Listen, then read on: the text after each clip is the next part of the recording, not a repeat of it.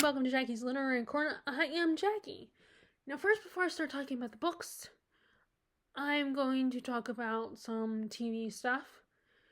So, I didn't decide to give up on Shameless. I mean, granted, I only have 3 seasons left, and I did start season 9, but I was exhausted with the show. I was no longer motivated to watch it since my parents were already done with it. So I didn't have any reason to catch up to anyone. And it's so, after a while, it's like you just get I just got kind of tired of it because it was always the same stuff. Like, whatever scams or shenanigans Frank was getting into, whatever relationship drama the Gallagher siblings were find themselves in getting into, it was always the same shit. And you knew that no matter what, they were just going to keep going through it because they have 11 seasons. So the only way to keep the show going is if you keep on having the Gallaghers mess up. Like, you're always asking yourself, okay, who's going to screw up this season? Who's going to do some stupid shit this season? Who's going to be the black sheep in the family? And I was like, I was just exhausted. I was no longer into it. I wanted to watch other stuff, and I knew this was going to happen once my parents were finished. So I was desperately trying to catch up to them, but then they got too far ahead of me, so. And one of the shows I was more interested in was Yellowjackets.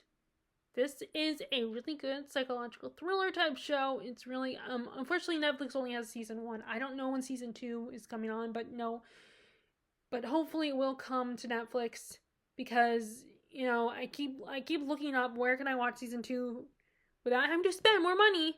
And they're like, oh, just buy Paramount Plus. It's like, no, I don't want to buy Paramount. I'm not going to buy another streaming service when I already have like Disney Plus with a package that has Hulu and ESPN, and then we have Max, and then Netflix. I'm not going to spend more money, and neither is my mom going to spend more money on another streaming service just so I can watch one show. It's ridiculous. So no, if anyone tells me, oh, you can get,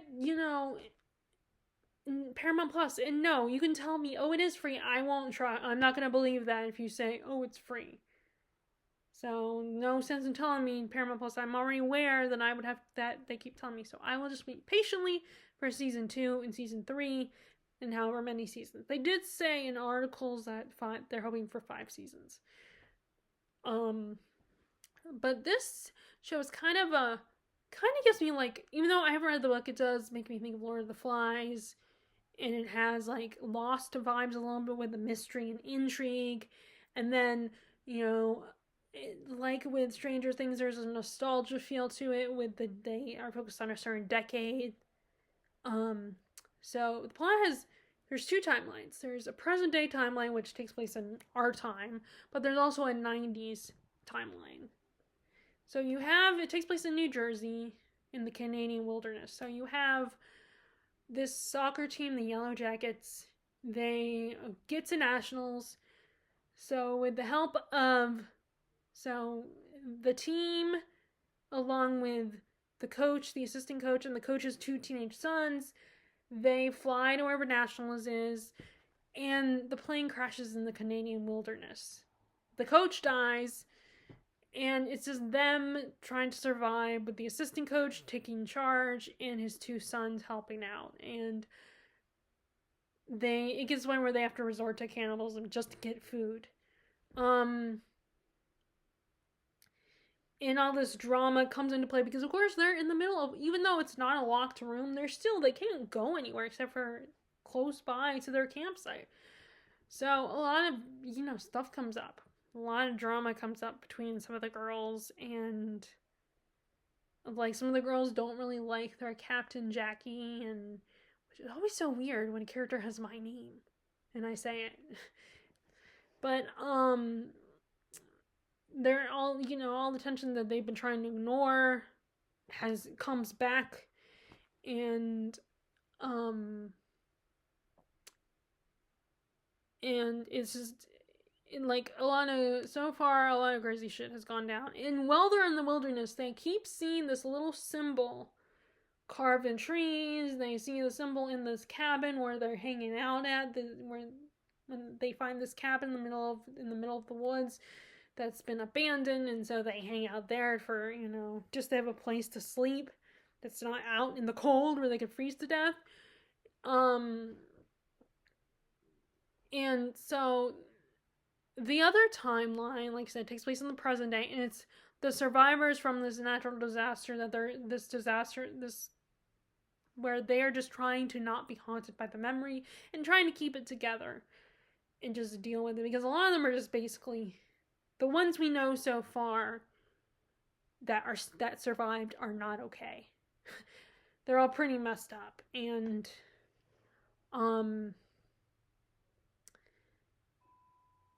everyone in their community wants to know what happened, including this reporter who shows up and tries to get to them, tries to get information from them about what happened. And so they all end up receiving these postcards with the very same symbol they saw carved in the woods.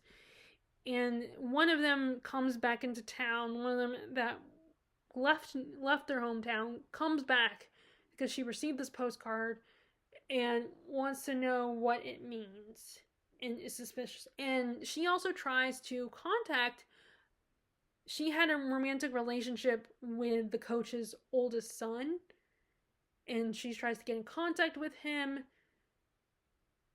But, and one of the girls, Misty, offers to help her reconnect with him, even though she and all the other girls know that they were very toxic together. They shouldn't reconnect. And eventually they find him hanging and dead. And, it looks like he committed suicide, but the girl suspects that foul play, something happened, because she knows him. She knows he would never do this. So she suspects someone murdered him and is wondering if the people who sent these postcards that are blackmailing them might have something to do with it. But yeah, it's so engaging and so thrilling, and you just want to understand what's going on. You're just trying to piece it together slowly, because of course each episode puts different pieces together, and you go back and forth between the past and the present, and some crazy shit goes down when they're in the wilderness. And and this is only the first season. I don't know what's going to happen in season 2 or 3, but I did get a little tease, because I was just trying to figure out how those articles the Reddit posts that talked about how it's going to be a while before the season 2 shows up on Netflix. I was, checking to see how old it is and if there was any possible update on it coming to Netflix. And I accidentally let myself get spoiled. And then there was also an article that refers to something that one of the characters does in season 1 that was like, oh, it can't spoil me too much, and I should have known better. So it spoiled a little bit there too, but it's okay. I'm still engaged in the story. But anyway, so let's talk books. So I just did my review for Christine. I just finished it the other night. I really enjoyed it. I was surprised because I didn't think I would be interested in a haunted car story, but this is Stephen King. I should have trusted him. Should have known he would get me interested in a haunted car story. I do know, so there was already an adaptation, which I have, and I did watch it. It was really good. I really like the guy who plays Arnie. He's kind of cute. But anyway, I did a YouTuber that I watched that compares books and movie adaptations, which one is better, basically, one of those. And unfortunately, I don't know what her channel name is off the top of my head, but she just did her video on that, and she brought up that they are thinking about Blumhouse is thinking about remaking it again, which I really hope they do, because they do some pretty interesting horror movies. They do pretty good. So I really hope that they do, and I do, of course, adaptations have definitely changed some things. Not really. I wasn't surprised that there were some different. It was a little different than the book and in the adaptation, the older. But like the YouTuber I watched, I'm wondering if they're gonna try to the stuff that adaptation took out. I wonder if they're gonna include it in the other adaptation But I really hope it's happening, because when you find out about stuff that they're thinking about adapting, or at least they get the rights, and you're just hoping it will happen, but then it ends up not happening anywhere, or it's years from now, and you, like, by the time it happens, you forget. So I really hope this happens. Like, I hope it happens, if not this year, by 2026. Because I would love to see a remake and see who they would cast, and see what stuff that they would include that the other adaptation did not include or could not include. Because, of course, the original adaptation was made in the 80s or 90s, I can't remember. So, of course, there were things that they couldn't do, they didn't have the technology, or it would be, like, it would come off, look ridiculous. And I do know, like, the book, I don't think everybody, I mean, actually, no, I think most people came to the adaptation first, the movie first. I think it's the book that is polarizing, because I don't think everybody loves the book.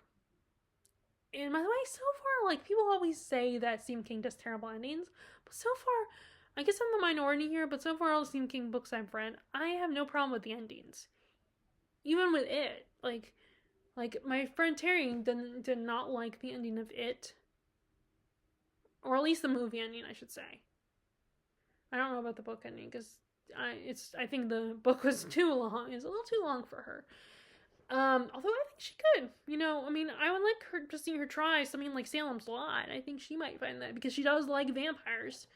But I don't know if she would, or I don't know if that would be, even that might be too long for her. Although it's shorter than The Shining, so maybe it's definitely, and obviously it's definitely shorter than it. So anyway, it has been a while since I've read it, so maybe. I mean, I think people's biggest problem with it, and it's a problem that even Stephen King hardcore fans will criticize and be like, "What were you thinking, Stephen King?" Is there's that one scene between the six boys and the one girl of the group, and it's like, why, King? Why did you have to go there? But it's actually brings me to another point. It's kind of funny, because when John Carpenter is the director of the movie adaptation of Christine, and he was asking him about the car, if the car was possessed or what. And he's like, you know what, I really don't remember, because of course at the time he was like high as a kite when he was writing that book. There are a handful of books that he's written that he doesn't remember. Like, I don't think he even remembers Cujo. I think that's the one that he talks about not even remembering writing. But, and I wouldn't be surprised if Tommyknockers is in that section, because, I mean, I've never read the book Tommyknockers. I have seen the movie adaptation, and I wouldn't be surprised if that one was one that he wrote when he was high. But, so John Carpenter interpreted it how he wanted to. Like, Stephen King was like, cool. And I guess he didn't have a problem with that one like he did with The Shining. And it was very funny that he was like, I don't even remember what I was thinking at the time when I wrote it. But there is some stuff in there that do seem like, very psychedelic, like, very trippy, as they say. But I know that there were, like I said, John Carpenter changed some things, and I think some of the changes were not surprising, and I think some of the things they might have not been able to do at the time when that adaptation came out, but maybe now in 2025 or 2026 they might be able to, and still make it look good and convincing. But yeah, it was kind of funny that he didn't remember, what his intentions were with that book.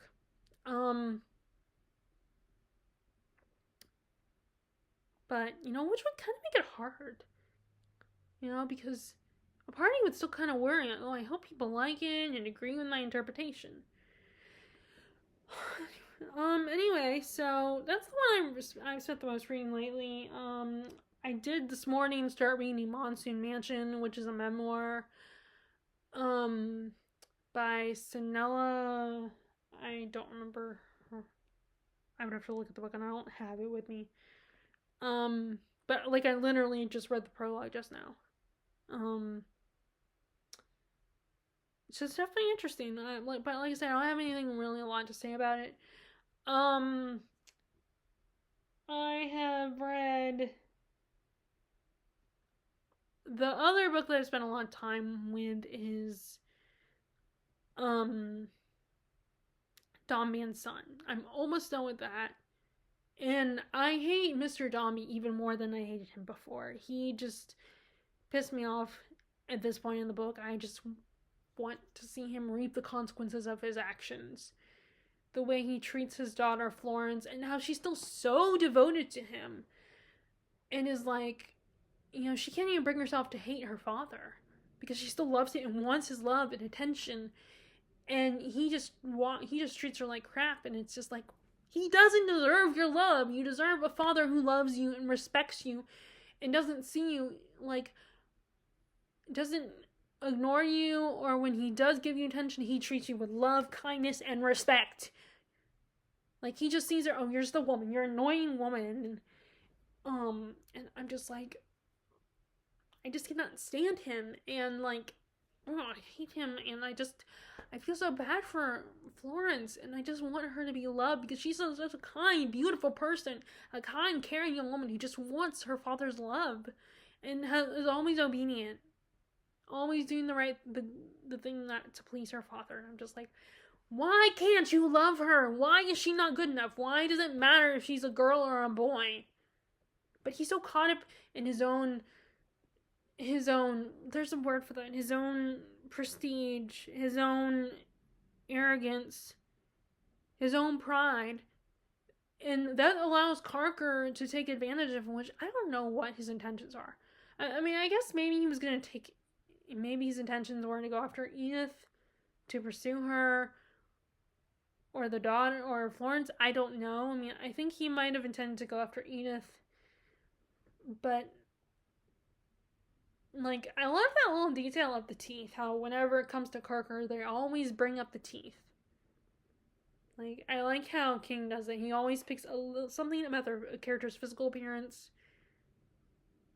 or something that they say all the time. He focuses on that as an important character trait to really illustrate who this person is. Like, it's always something about them that shows the kind of person they are, even though it's a little thing like his teeth. Talking about Carker's teeth, like, they always have that saying of lying through your teeth. Like, showing your teeth is always like cheesy, or it's almost untrustworthy because it's not a real genuine smile. It's just a forced smile. And sometimes it can be a little unsettling when people just do this all the time, like, and it's almost a grimace when someone shows their teeth. It's almost like they're grimacing, when they show their big white teeth. And also, if your teeth are like perfectly white, and like whether your teeth are horrible and rotten looking or perfectly white, you can't, like, people are still wary of that. And like I think the only way people trust someone with good is teeth that are like, they're still somewhat unclean, but they're not like really bad. They're somewhere in between super white and super like grimy looking. And I feel like Mr. Dombey kind of makes me think of the father in Hard Times a little bit. Like, I think it's Katie from Books and Things was comparing him to Scrooge, but when I'm reading it, I keep thinking of the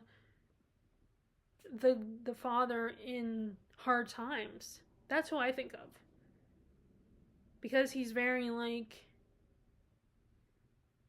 he doesn't express a lot of affection or love for his children, and he's very like, business is more important. And that's how Dombey is. Dombey is more about the business and what his children represent, how his children can represent him. And because his daughter can't work the business, she's not important. She's unimportant. But yeah, this guy, like, with the exception of without the obsession of facts, facts, facts, getting the facts, facts are more important than imagination. Without, he doesn't have that aspect of that character, but the character from Hard Times, but he does still give me vibes of that character. I don't remember what that character's name is, though. I almost wish I had kept it and gave it another shot, because I remember, like, thinking, no, I don't love it as much, and, deciding to donate it. Which, yeah, I wish I kept, especially because it was a Penguin English Library edition, and, I can't always get those. I mean, I can potentially get them in Barnes & Noble, which, that might be something to consider, like, since I have a gift card to Barnes & Noble now. Another one. But anyway. So, I haven't really looked at any of the other books, like Princess of Ireland I haven't picked up lately. I mean, I did read a little bit once we came back from my grandmother's. And that one, like, we have, where, of course, Connell ends up proving to be another stupid male. Another stupid, selfish male. Because, like, Dietrich gets pregnant. They run away together because he finds out that his uncle wants to marry her, and he realizes he's in love with her once he finds that he could lose her to his uncle. And then the queen threatens her before Connell can, talk to her, and says, I'm going to kill you, because she's the one another young woman to take her place. And so they decide to run away together, and they live on an island, and they have a few years together, or I should say months, actually, because she does, I think it was months. Yeah, I think it was only months that they had together. And she gets pregnant with his child, and he's like, and at first I'm going to protect you and do whatever I can. And then his bestie shows up, challenges him, and then he basically realizes, he decides he needs to go back and fulfill his supposed destiny, and basically sacrifices himself. Because the High King, which, by the way, I mean, I get that they are superstitious people and they don't have the knowledge, they don't have the science. So of course they're going to be superstitious and believe certain things. And it's their culture, it's their paganism. So I get that. And yeah, there are times when, like, I will say good luck to someone, or I will even say break a leg in theater. And there's also the whole idea of don't say the name of the Scottish play in a theater. And then I do believe, I'm worried about jinxing things, and I'll knock on wood, but that's just little things. Like, at the end of the day, it's probably, like, not legit, and, I mean, the only thing I truly believe in is God. So, and yes, this is their gods, this is what they believe in, so I guess I can't really judge them, but it still makes me, I can't help it, I still am angry when his uncle's like, oh, my nephew shamed me, so the gods are punishing us because their crops end up failing, which deep down I know it's probably science and the environment, the weather. That's probably the only reason why the crops failed. And he's like, okay, kill my nephew, bring the girl back. I mean, he does eventually with Deidre. He sends her to go back with her dad. But I'm just like, I mean, even though I kind of understand, it's just their culture, it's their belief system, they can't help it. They don't have any other knowledge. But it doesn't take away. But you know what? I'm sorry, not sorry, but I can't help it but still be pissed when he blames his nephew for supposedly shaming him when he's an old man who wants to take an extra little girl. I mean, Deidre's not a little girl, but as a wife.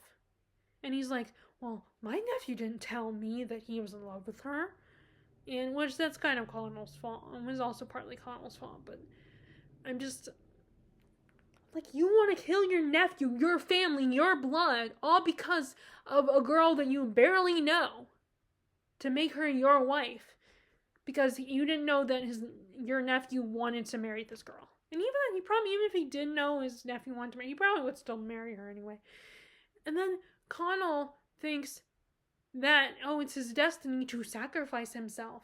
It's the right thing to do to appease our gods. And he basically abandons his pregnant lover because by sacrificing himself, he gets him This girl is pregnant. And yes, you could say she got to go home. She's taken care of by her father and her brothers. But you know what? Her brothers are too immature to be responsible for helping her raise a baby. And her dad's going to eventually grow old and die. And she's going to need someone, an actual male companion that is her partner, her equal. And I do know the next chapter St. Patrick shows up, so I don't know what his connection to her, to Deidre is, if he forms. But it's like another man choosing him, being selfish and choosing himself over, even at that point, the last encounter, she has with the queen actually kind of feels sorry for her and is like, I'm not going to kill you, but why are you surprised? Of course, a man chose himself over you. And it was so frustrating because, again, I repeat, I understand this is their culture, this is their belief system, just as I believe in God. But it doesn't make me less pissed off when I'm like, you abandoned this woman. She is pregnant with your child, and you're thinking, oh, I gotta follow my destiny. That's just a cop-out. That's the same thing as hiding behind God, using that as an excuse to justify your, killing someone. Or committing a sin because you're like, oh, well, God said it was okay because I'm allowed, because I have special privileges, because I'm, Or like, well, it is right, it is just, because God said so. It's like using religion and God as an excuse for bad behavior. Like Frollo and the Hunchback of Notre Dame. So yeah, that chapter, the way it ended kind of pissed me off. So I have not picked up Empire Falls lately or The Three Musketeers. But we did, we got to the point which I think, I understand people's problems with that book, but you know what? Because these characters, yeah, they do stupid shit and everything, and they're not likable, but I still am very entertained by, Athos, Porthos, and Aramis, and D'Artagnan, his temper, and I mean, it's ridiculous, but it's still very entertaining. I did read a little bit of Baron and Luthen, the introduction and all that kind of stuff, but I haven't actually got to the story itself. But yeah, I mean, so really most of my reading is Christine and Dombey and Son, and then a little bit of Princess of Ireland. Other than that, of course, what always seems to happen is that I'm in a place of where all of a sudden I want to kind of pick up other books, but then I don't want to put these books on the shelf and not get back to them. Not take too long to get back to them. Especially Three Musketeers. I mean, the only one it wouldn't be the worst thing in the world, it wouldn't be as anxiety inducing as if I put Empire Falls back on the shelf for now and come back to it. Because some of the other ones have been on my shelf for a while. But they're all kind of chunky books. So, I mean, Christine was chunky too. But I did start Monsoon Mansion. I'm trying to remember if I said in this video or if I said it in my first attempt at filming this video. But, I did start reading, I read the prologue and I think the first chapter of Monsoon Mansion, which is a memoir. And that's for my Filipino/Asian literature project, so I'm going to get to that one. I'm going to read a little bit. I'm going to read some more of that one. But anyway, so that's kind of how my reading is right now. I hope your reading is going well for this new month.